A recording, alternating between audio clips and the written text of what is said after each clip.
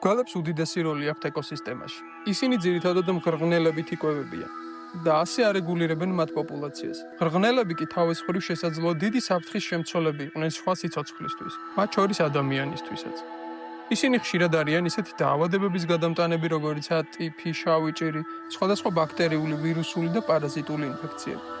გვალები მათი რაოდენობის დაბალანსებით ავტომატურად იცავენ ეკოსისტემას უამრავი დაავადების გავრცელებისგან. დაინფიცირებულ თაგვს ან რაღაც სხვა ცხოველს რითიც გველი იკვებება, ხო?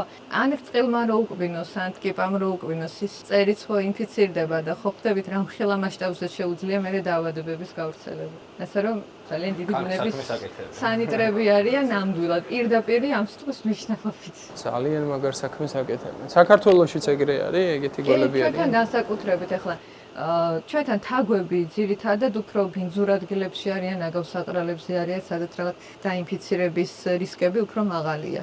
შესაბამისად, იქ არსებული მხნელები უფრო მეტად საშიშები არიან და უფრო საშიშროებას წარმოადგენენ ჯანმრთელობის მხრივ. ესეთ დამახასიათებელი თვისება აქვს, ჯერ კლავენ ჩხამით, მერე ცოტა ხანი ელოდებიან და მერე იწყებენ კვებას, როცა ის თავისი მონადირებული მოკვდება, ასე ვთქვათ, მერე იწყებენ კვებას და ეს შხამიც მონელებაში ეხმარება.